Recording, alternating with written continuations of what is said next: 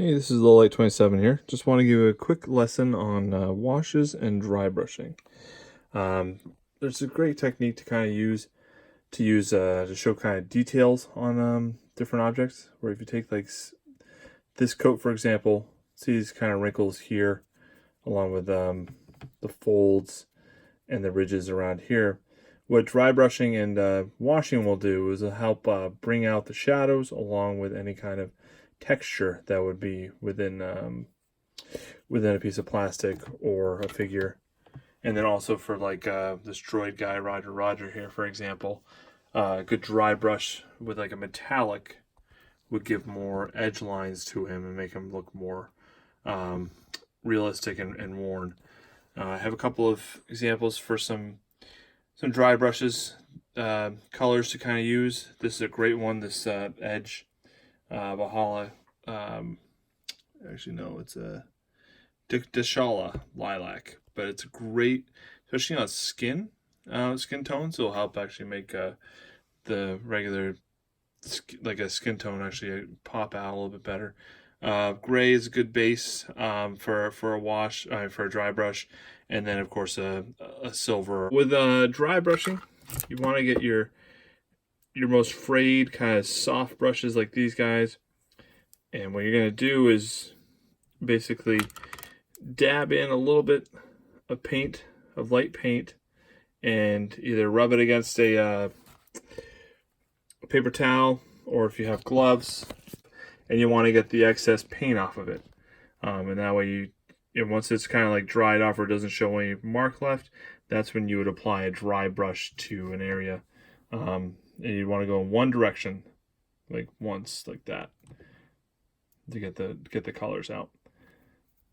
That's for a dry brush. Now for a wash, you want a more finer, skinnier brush with a finer tip. And what this one will do, washes are good for when something you want to cast shadow on. So you'd pour in your little wash here or in a tray, and this one you would apply to like kind of like the shadow part of the lines of like a body, like here, just kind of like show the shadow.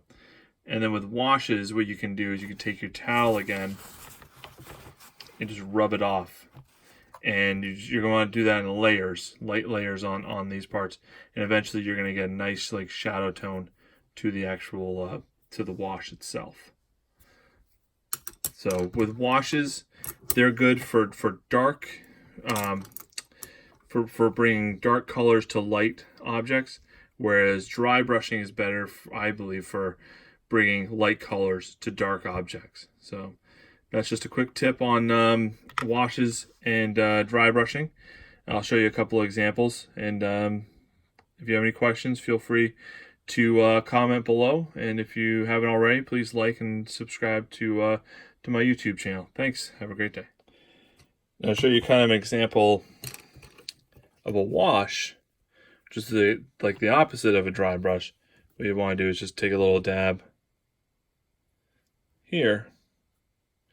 Now washes are a lot lighter in thickness.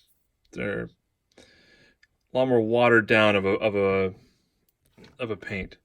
So this, what I would do is I would go kind of right here in the lines, and as you can see, it draws a little bit of a rust look to it in this one.